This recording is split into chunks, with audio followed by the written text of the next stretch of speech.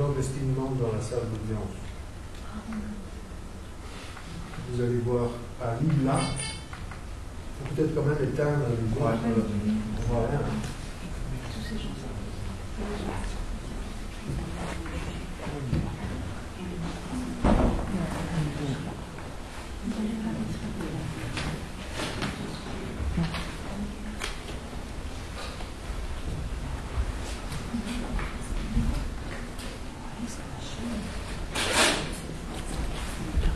Quelqu'un qui voit.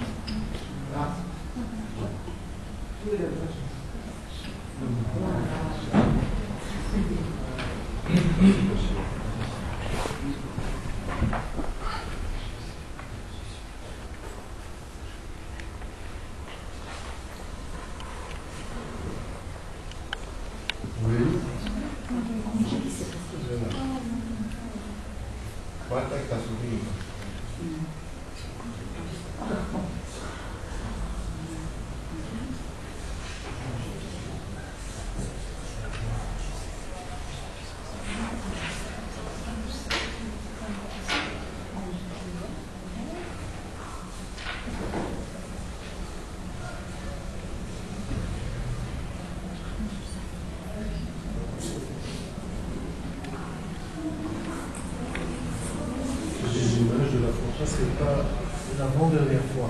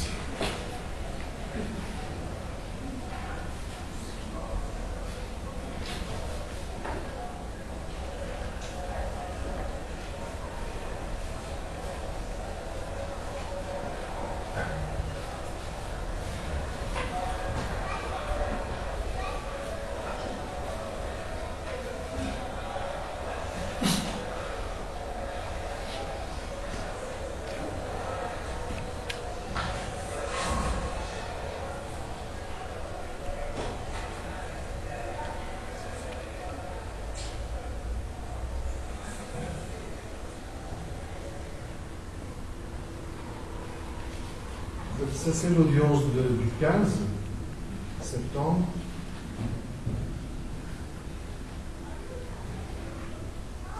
Et l'audience s'est passée quand même horizontalement.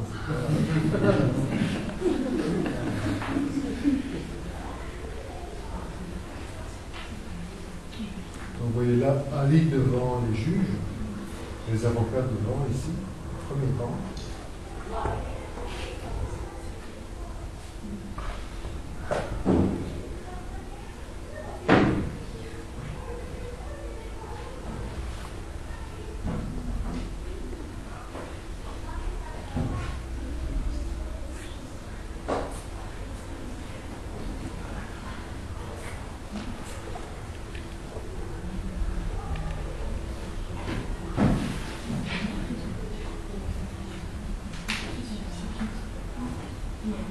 À côté de lui, il y a le traducteur.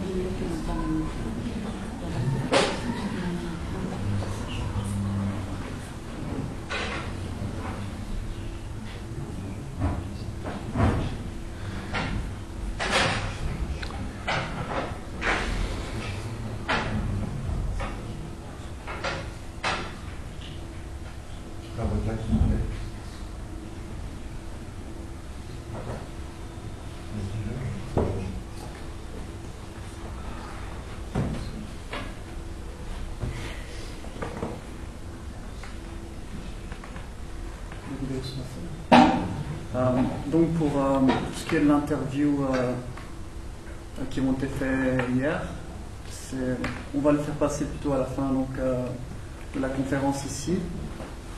Et donc on va passer directement à la présentation du bouquin. Tu peux montrer la présentation.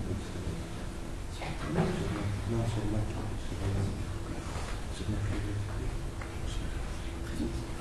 Ouais, tu dois être pas sur la Mac.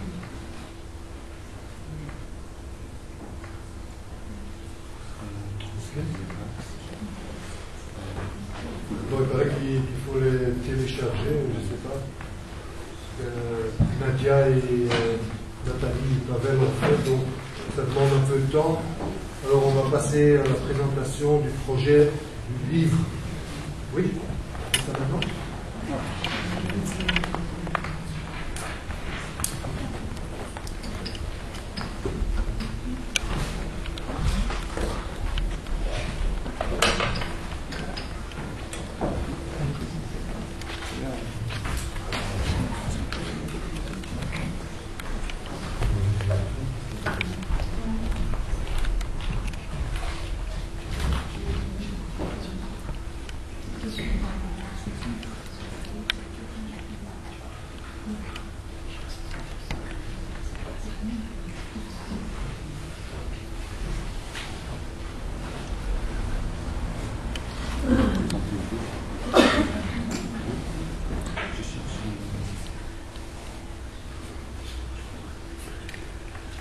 Bonjour, salam alaikum. Merci pour votre présence, pour votre soutien, que ce soit de loin ou de près. Donc nous allons tout de suite entamer la présentation du livre. Je vais demander à Nicolas ici présent et à Abdella de bien vouloir se présenter et de nous expliquer en quelques mots pourquoi est-ce qu'ils se sont intéressés à l'affaire Aliaras. Pour me présenter, je m'appelle Abdullah Boudami. Je suis étudiant et personnellement, quand j'étais jeune, j'ai connu Aliaras via mon oncle et mon père. Et donc, au départ, quand j'ai entendu qu'il était emprisonné, c'était comme une rumeur, parce que je l'avais pu rencontrer depuis quelques années et ça me semblait un peu fou, jusqu'à ce que je tombe sur Internet et que je vois sa photo, Aliaras emprisonné. Et j'ai été fort interpellé parce que moi je l'ai connu personnellement, donc je sais à quel point c'était une personne très appréciée, honnête, intègre, généreuse, une des personnes sans doute les plus formidables que j'avais rencontrées dans ma vie. Et donc c'était vraiment interpellant. Et par ailleurs, au fur et à mesure du temps, je me suis rendu compte qu'il y avait derrière une famille, des amis qui se battaient pour faire entendre sa cause, et donc je me suis dit qu'il était tout à fait naturel que je me joins avec eux, et donc il me semble que c'est tout à fait logique. Donc, moi c'est Nicolas Mirjela, donc en fait c'est lors de mes études en secondaire. Lors de mes études en secondaire, on m'avait fait lire un bouquin sur l'affaire Dreyfus en fait. Et ça m'avait vraiment marqué, enfin, c'est ce qui m'a fait intéresser à l'histoire un peu, et cette histoire m'avait marqué. Bon, c'était un juif à l'époque où il y avait une sorte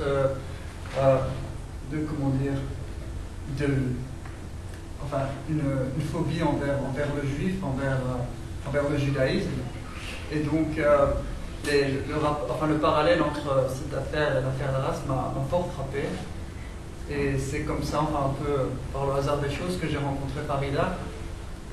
Et je me suis plutôt intéressé à l'affaire Aliaras et vu la différence entre l'affaire Dreyfus et l'affaire Arras, c'est qu'à l'époque il y avait des intellectuels, des hommes politiques qui trouvaient ça ignoble qu'on envoie une personne innocente au bagne en prison, et qu'actuellement il n'y a aucun politique ni aucun intellectuel qui se bouge vraiment tous les jours pour la cause d'Aliaras. Donc voilà, j'essaie à ma manière d'aider la famille et de faire avancer cette cause. Je voudrais par ailleurs ajouter que je disais que je l'ai connu et que j'ai rencontré la famille, les amis qui se battaient pour cette cause. Et ce qui m'a convaincu de me pencher sur ça, c'est que non seulement c'était un homme extraordinaire, mais en plus, quand on se penche sur cette affaire, c'est une succession de choses scandaleuses. Il n'y a pas un scandale. Il y a une cohérence dans le scandale. Dans chaque étape, il y a quelque chose d'incroyablement injuste qui se passe. Que ce soit par rapport à la Belgique. Où est la Belgique? Ici, on pose la question, les Belges sont égaux devant la loi. Tous les Belges, mais pas Aliaras. Qu'est-ce qui différencie Aliaras des autres Belges? Pourquoi est-ce qu'il y a ce silence? Pourquoi est-ce que les politiques ne se bougent pas? Pourquoi est-ce qu'en Espagne, alors qu'il y a des non-lieux prononcés par un des juges les plus sévères qui soient, pourquoi après ce non-lieu garde-t-on Ali en prison?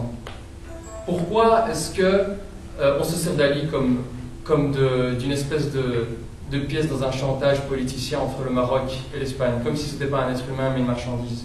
Pourquoi est-ce qu'on l'envoie vers un pays dont on sait pertinemment bien qu'il use de la torture? Ensuite, il est extradé. Et au Maroc, pourquoi est-ce qu'il n'a pas le droit à un procès juste? Pourquoi dit-on que c'est un pays qui fait des réformes vers plus de démocratie et dont on ne voit absolument pas la couleur? Pourquoi est-ce qu'on reporte chaque fois le procès en se moquant de la famille, en se moquant de Ali, en se moquant des principes élémentaires de la justice?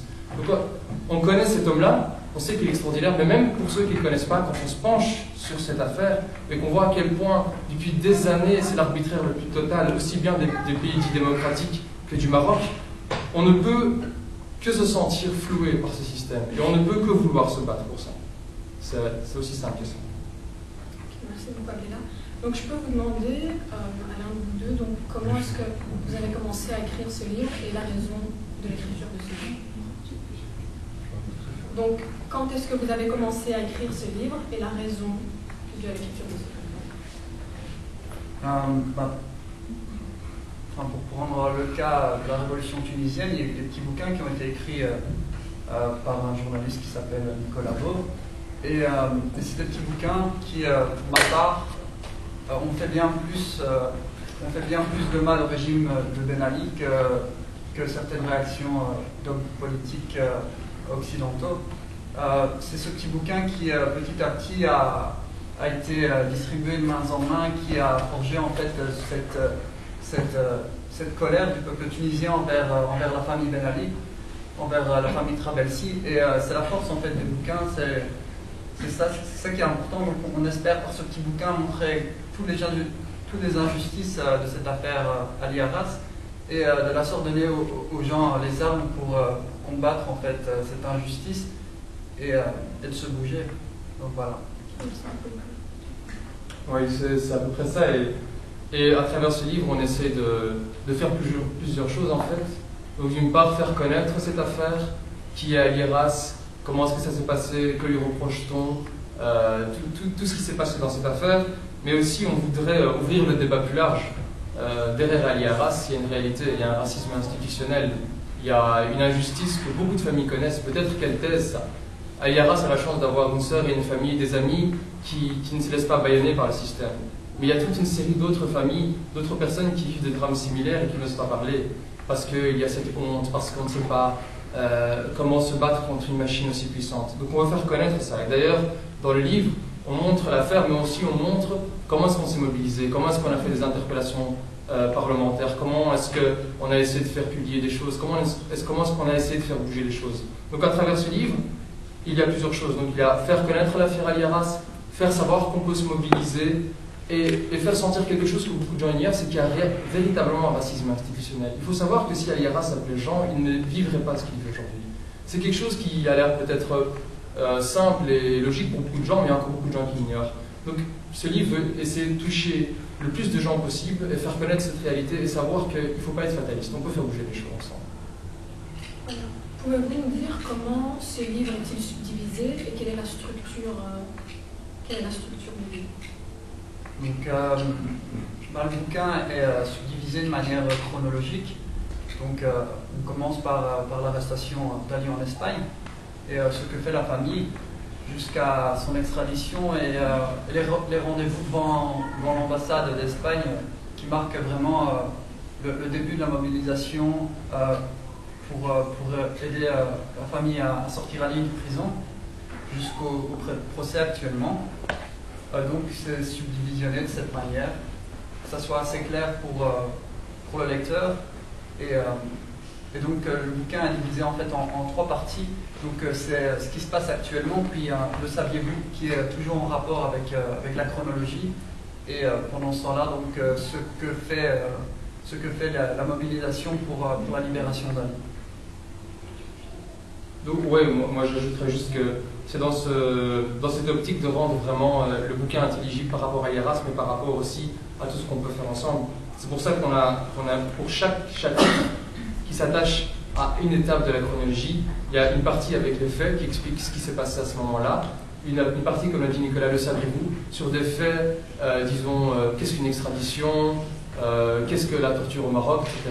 Et pendant ce temps-là, pour montrer que pendant ce temps-là, on bouge ici. On n'est pas fataliste et on essaye de faire avancer les choses. Voilà. Et une avant-dernière question.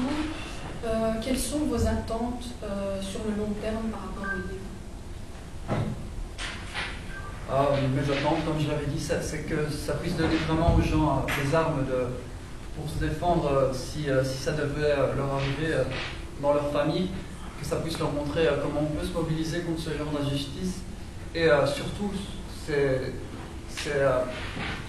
montrer les incohérences et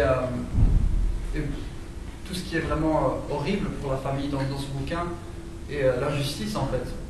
Donc c'est vraiment montrer l'injustice à tout le monde et dire voilà, le fait qu'on ait un nom à consonance étrangère, un épiderme différent, ça ne nous donne pas tous les droits que si on était un Belge de souche. Moi je rajouterais que ce que je pense qui sera utile dans la lecture de ce petit bouquin, c'est que toute cette affaire avec toutes les choses qui se sont passées, les éléments disparates comme ça, qui paraissent un peu brouillons, quand on les met dans un bouquin avec un ordre chronologique, on voit qu'il y a une certaine cohérence dans la solidarité. On voit que ça a commencé petit à petit, que le mouvement s'est grossi, qu'il y a eu des victoires, qu'il y a eu un reportage qui a été tourné dans une grande chaîne. Donc, à mon avis, ce que ce bouquin pourra apporter aussi, c'est de montrer justement, derrière l'injustice, etc., la beauté de ce que c'est que des gens qui se mettent ensemble et qui essaient de lutter, et que, franchement, petit à petit, ça marque des points et ça marque les esprits, et que c'est à travers ça que je pense qu'on doit se mobiliser. Donc voilà, pour conclure, avez-vous un titre au livre? J'ai réfléchi. Non, actuellement, on n'a pas de... Luc fait pression depuis longtemps pour qu'on réfléchisse à un titre. Et à la dernière minute, on se rend compte que... Mais moi, j'appelle les gens ici présents à lancer des suggestions. Et on fera un petit concours et on retiendra le titre. Je suis sûr que vous avez plein d'idées. Donc, on fera ça comme ça. Merci. Voilà, merci beaucoup.